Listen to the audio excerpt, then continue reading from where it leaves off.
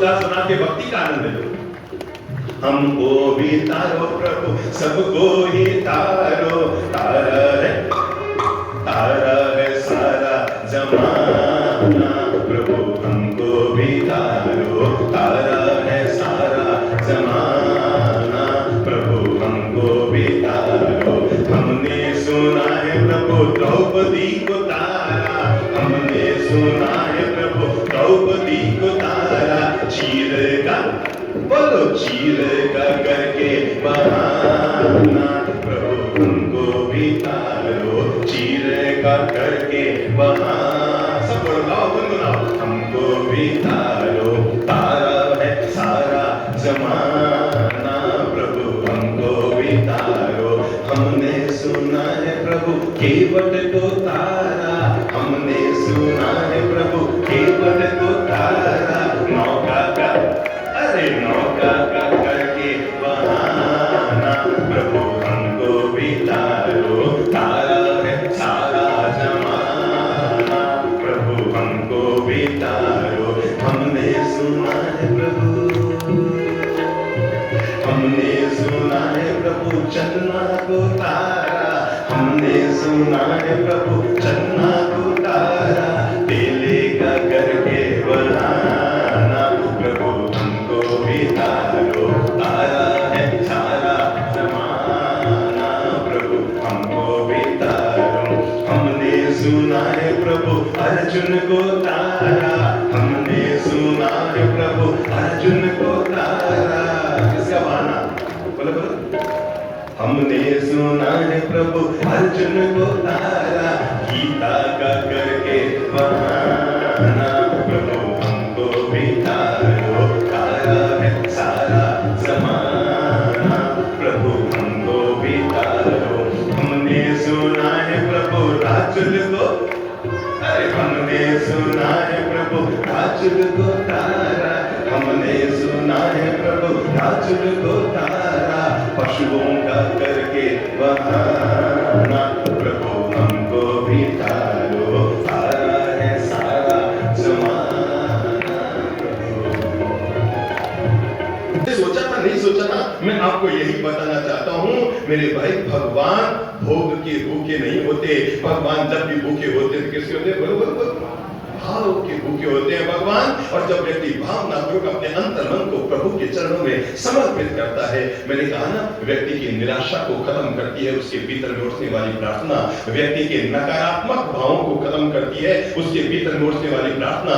व्यक्ति के भाग्य के बंद दरवाजों को खोलती है उसके भीतर उठने वाली प्रार्थना। ईश्वर और इंसान को करीब लाने में सबसे बड़ी किसी की भूमिका होती है तो हमारी होती है अंतर्मन की प्रार्थना। आत्मा को परमात्मा में लीन करने का अगर सबसे बड़ा कोई रोल अदा करती है तो वो होती है हमारी अपनी प्रार्थना। एक ऐसी शक्ति, ऐसी भक्ति, एक ऐसे बोल हमारे भीतर होते हैं जो हमारी जिंदगी में ऑक्सीजन का काम करते हैं। मुझे किसी ने कहा था कि साहब, हमें तो भगवान दिखाई नहीं देता, हम भगवान की पूजा प्रार्थना क्यों करें? मैंने कहा ये तो मुझे भी मालूम है कि भगवान हमें नहीं दिखाई देता, मैं भगवान को नहीं देख पाता, फिर भला भगवान की पूजा क्यों करें? मुझे पक्का भरोसा है कि मैंने भगवान को नहीं देखा है, पर मुझे उससे दुगना भरोसा है कि भगवान मुझे देख रहा है, इसलिए मैं उसे रोज याद करता हूं। मैं देख पाऊं ये ताकत तो मुझे में नहीं है, पर वो मुझे रोज देख रहा है। और जब मुझे रोज वो देख रहा है तो मेरे अंतर्मन के भाव अपने आप उसके प्रति श्रद्धा, भक्ति, भावना से जुड़े रहते हैं। ईश्वर के प्रति मेरे मन में स्वतः अनुराग बना हुआ रहता है। इसलिए आपसे अनुरोध कर रहा हूं, जिंदगी में एक मंत्र जो आज हम जोड़ रहे हैं अपने आप के लिए, और वो मंत्र कौन सा है? प्रार्थना का मंत्र। कौन सा मंत्र है? प्रार्थना का मंत्र। इतनी शक्ति हमें देना दाता, मन का विश्वास कमजोर होना। सब गाओ। इतनी शक्ति हमें देना दाता, मन का विश्वास कमजोर होना। हम चले नेक रास्ते पे हमसे, हम चले नेक रास्ते पे हमसे, भूल कर भी कोई भूल होना। इतनी शक्ति हमें देना दाता। सब गाओ। मन का विश्वास कमजोर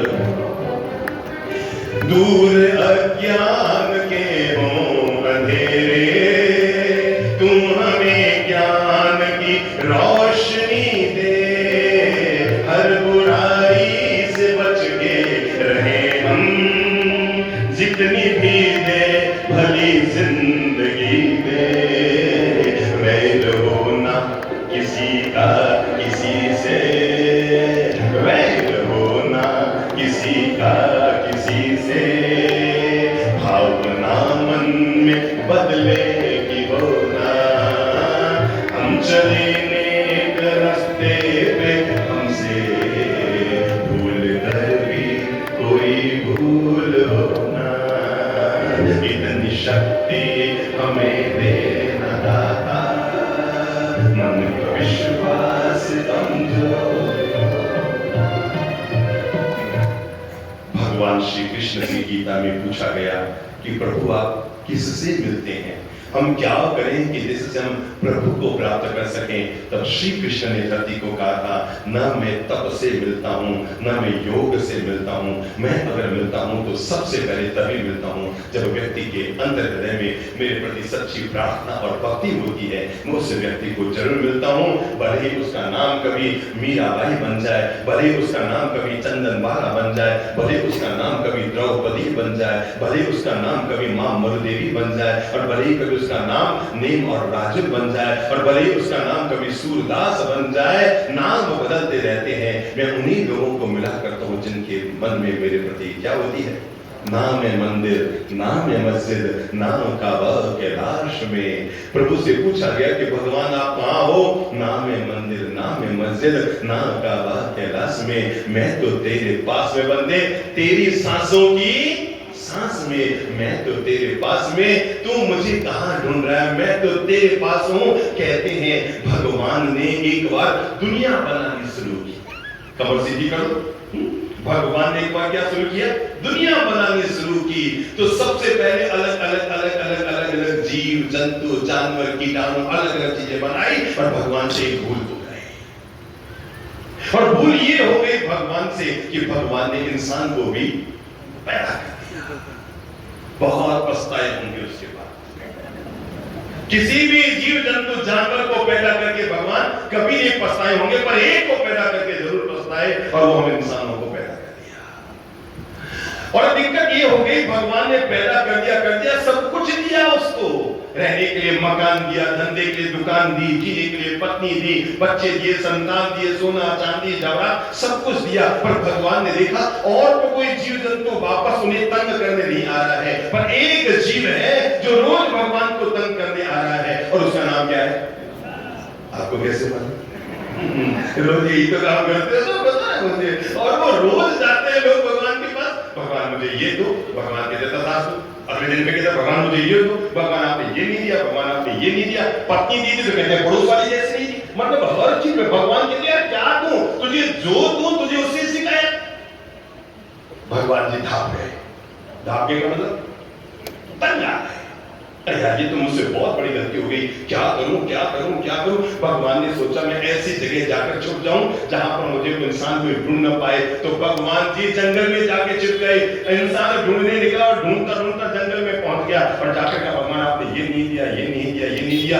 भगवान और गहरे जंगल में चले गए, आदमी वहां भी पहुंच गया। एक दिन तो भगवान ने काम किया, देखा करीबन 5 मील गहरी गुफा है, क्या है 5 मील गहरी गुफा है। भगवान ने सोचा एक काम करता हूं, अब इस आदमी से बचने का एक ही तरीका है, ये रोज मुझे तंग करता रहेंगे, रोज तंग करते रहेंगे। और भगवान जी ने सोचा इस गुफा में सबसे लास्ट में कोने में जाके बैठ जाता हूं, आराम से इंसान बाहर बाहर ढूंढता रहेगा और मैं यहाँ पर बैठा रहूंगा। उन्होंने क्या किया, दरवाजा जो था ना गुफा का द्वार, उसके बाहर एक बड़ा सा पत्थर लगाया, और भगवान जी चलते गए, अंदर चलते गए, एकदम कोने में जाके और यूं बैठ गए। अब तो मैं शांति से यहाँ बैठा हूं। पर आदमी भगवान को कोई छोड़ने वाला, और वो ढूंढते ढूंढते ढूंढते ढूंढते ढूंढते ढूंढते आखिर पूरी दुनिया में तलाश करते करते इंसान वहां भी पहुंच गया। बड़ा वाला पत्थर हटाया, अंदर बैठे थे भगवान। अरे भगवान ने कहा इंसानों मुझे सुख से जीने दो, क्यों तंग करते हो? नहीं नहीं नहीं, आपने हमको पैदा क्यों किया? अगर आपने हमको पैदा किया तो हमारे रोज हमारी मनोकामनाएं पूरी करनी पड़ेगी। भगवान भगवान ने सोचा कहां जाकर छुपूं, भगवान ने सोचा कहां जाकर छुपूं, भगवान ने सोचा कहां जाकर छुपूं, और अंततः भगवान को एक ऐसी जगह मिल गई जहां पर जाकर वो छिप गए, और आज तक इंसान को वापस वो मिल नहीं पाए। और भगवान जी बड़े मुस्कुराते हुए मुझे कहते हैं, ललित प्रभु बहुत आराम से बैठा हूं बेटा, अब मुझे यहाँ पर कोई दिक्कत नहीं, क्योंकि लोग मुझे वो ढूंढ ही नहीं पा रहे हैं। सच्ची बताऊं, भगवान कहां जाकर बैठ गए? आज आपको वो एड्रेस ठिकाना बता देता हूं, ताकि आप आज से ही ढूंढना शुरू कर दो और आपको भगवान मिल जाएंगे। भगवान सब जगह से निकल गए, उन्होंने कहा मैं वहां जाके छुपूंगा जहां कोई मुझे नहीं ढूंढता है, और तब भगवान मनुष्य के हृदय में जाके छुप गए। दुनिया में बाहर भगवान को लोग ढूंढते हैं, भगवान शांति से बैठे हैं, क्योंकि आदमी तलाशता रहता है। भगवान कहते हैं मौकों कहां ढूंढे बंदे, मैं तो तेरे पास में, मैं तेरी सांसों के सांस में, अरे कुछ मत कर, मैं तेरे हृदय में हूं, थोड़ा सा खुद को झुका, मैं नजर आ जाऊंगा। क्या कर? थोड़ा सा खुद को झुका, मेरी प्रार्थना के बोल उठा ले। इसलिए मैंने कहा प्रार्थना हमारा धैर्य है, प्रार्थना हमारा विचार है, प्रार्थना हमारा विश्वास है, प्रार्थना हमारी सकारात्मकता है, प्रार्थना संकट की वेला में हमारे लिए हनुमान की भूमिका अदा करती है, प्रार्थना हमारी जिंदगी में हमारा उद्धार करती है, प्रार्थना जब जब हमारी जिंदगी में कोई अभाव आता है, उस अभाव में भी हमें प्रभावशाली रूप से जिंदगी जीने का जो पाठ सिखाती है, उसका नाम प्रार्थना है। इसीलिए बचपन में हमने अपने हर क्लास की शुरुआत, हर स्कूल की शुरुआत में आज तक समझ नहीं पाया। जब हम स्कूल में होते हैं तब तो प्रार्थना बोली जाती है, जब हम कॉलेज में चले जाते हैं वहां पर प्रार्थना क्यों बंद हो जाती है? मुझे लगता है आदमी जब बचपन में ज्यादा अच्छा होता है, रोज भगवान को याद करता है, बड़ा होने के बाद भगवान को भूल जाया करता है। इसलिए गीता प्रार्थना कर कि कल का आहार वो हमारे घर पे स्वीकार करे। सुनना ध्यान से, क्या प्रार्थना कर कि भगवान कल का आहार आप हमारे घर पर स्वीकार कीजिए। अगर तुम्हारी प्रार्थना भगवान तक पहुंच गई और भगवान अपने द्वार पर आ गए, तो हम मान लेंगे कि तुम्हारे भगवान में दम है और तुम्हारी प्रार्थना में दम है, नहीं तो फालतू बातें बंद। इस बात को घबराए, इतनी दूर भगवान है, भला आएंगे कैसे? पास के ही घर के पिछवाड़े में एक छोटा सा बगीचा था। बगीचे के पास गई और वहां पर जाकर उसने 4 जूही के फूल लिए, और उन जूही के फूलों को लेकर वो वापस अपने घर के आंगन में आई, और श्री प्रभु जिस दिशा की ओर विचरण कर रहे थे, उसने अपना मुंह उधर किया और उधर मुंह करके उसने भगवान से प्रार्थना करनी शुरू की। हे प्रभु, आप मेरी आवाज सुन रहे हैं, मैं श्रद्धा पूर्वक आपसे अनुरोध कर रही हूँ, ये आपके परम शिष्य जिसने हमेशा अंतर्मन और प्राणों से आपकी पूजा की है, मैं बहुत श्रद्धा और भक्ति भावना के साथ आपकी आराधना करते हुए आपको निमंत्रण दे रही हूँ कि कल का भोजन आप हमारे घर पर स्वीकार करें। पूरे शिष्य मंडली के साथ अब मेरे घर पर कल का आहार स्वीकार करने के लिए आए। और ये कहते हुए उसने वो जूही के फूल आसमान में उछाल दिए। खास बात ये रही, जैसे वो जूही के फूल आसमान में उछाले, वो वापस जमीन पर नहीं आए, हवा में ही लीन हो गए। चूल सुभद्रा ने कहा भगवान कल आने वाले हैं, वो आएंगे तो कम से कम 300-400 शिष्यों के साथ आएंगे, उनके आगमन की तैयारी करो। सास ससुर ने कहा इसकी बुद्धि तो मारी गई है, अरे ऐसे कोई भगवान को निमंत्रण जाता है क्या? 40 मील दूर वो बैठे हैं, और भला कल सुबह तक कैसे आएंगे, और ऐसे उन तक आवाज कैसे जाएगी? वो तो लग गई तैयारी में। चूल सुभद्रा कल मेरे घर भगवान आने वाले हैं, आहार के लिए आने वाले हैं, तैयारी शुरू करो। घर वालों ने कहा ये पागल हो गई है। उधर भगवान अपने प्रवचन स्थल पर सत्संग कर रहे थे। सुनना ध्यान से घटना को। चूल सुभद्रा का पिता वहां बैठा था और उसने भगवान से कहा कि भगवान, मेरी इच्छा है कल सुबह का आहार आप पूरे शिष्य मंडली के साथ करने के लिए मेरे घर पर पधारे। भगवान ने कहा भैया मैं तो किसी और को वहां भर चुका हूं। क्या कहा? क्या कहा? क्या कहा? मैं तो किसी और को वहां भर चुका हूं। कैसे बताऊं आपको? अनाथ पिंडक ने कहा प्रभु आप कैसे मजाक कर रहे हैं, आप तो एक दिन पहले किसी को हाँ भरते ही नहीं है, और आज सुबह से पहला निमंत्रण मैंने आपको दिया है, मुझसे पहले सत्संग में आपको किसी ने निमंत्रण नहीं दिया। भगवान ने कहा नहीं, कल का निमंत्रण मैं स्वीकार कर चुका हूं और उसको हाँ भी भर चुका हूं। अनाथ पिंडक ने कहा मतलब? कहा देखो इस हवा में कुछ खुशबू आ रही है। हाँ भगवान खुशबू तो आ रही है, ऐसा लगता है जूही के फूलों की खुशबू है। बस भगवान ने कहा ये जूही के फूलों ने मुझे निमंत्रण दिया है और कल सुबह का आहार हम तुम्हारी ही बेटी चूल सुभद्रा के घर के लिए प्रस्थान कर रहे हैं। अरे उसने कहा भगवान कैसी बात करे, उस घर के लोग एक नंबर के नास्तिक, आपका नाम लेना तो लोग पाप समझते, आपका तिरस्कार करेंगे, अनादर करेंगे। भगवान ने कहा नहीं नहीं, मुझे तुम्हारी बिटिया ने श्रद्धा से याद किया है, ये जूही के फूलों की खुशबू में निमंत्रण आया है। और कहते हैं तब वो वहां से विहार करते हैं, पद यात्रा शुरू करते हैं। सुबह 10 बजे वो अपना विहार शुरू करते हैं, आहार नहीं लेते, दिन भर चलते रहते हैं और चलते चलते चलते चलते रात होने तक विश्राम करते हैं। और अगले दिन सुबह फिर वो अपनी यात्रा शुरू करते हैं और 11 बजते बजते चूल सुभद्रा के गांव तक एक खबर पहुंचने शुरू हो जाती है कि भगवान अपने शिष्यों के साथ आ रहे हैं, भगवान अपने शिष्यों के साथ आ रहे हैं। पूरा नगर रोमांचित हो जाता है कि कोई निमंत्रण गया नहीं, भगवान कैसे आ रहे हैं, पूरे नगर में हो जाता है चूल सुभद्रा का निमंत्रण, चूल सुभद्रा का निमंत्रण। इधर चूल सुभद्रा द्वार पर खड़ी हुई इंतजार कर रही है कि भगवान मेरे द्वार पर आ रहे हैं। और जब चूल सुभद्रा के द्वार पर प्रभु पहुंचते हैं तो चूल सुभद्रा कहती है भगवान ये आत्मा जन्म जन्म तक आपकी आभारी रहेगी। अरे आप बड़े चमत्कारी हैं भगवान, मेरी प्रार्थना की आवाज आपने सुन ली और आप यहाँ पहुंच गए। तब भगवान ने मुस्कुरा कर कहा था ये ताकत मेरी नहीं, ये ताकत तेरी प्रार्थना की है। तेरी प्रार्थना में वो ताकत थी कि तेरी आवाज जूही की खुशबू मुझ तक आई और मुझे लगा कि चूल सुभद्रा का मुझे निमंत्रण आ रहा है।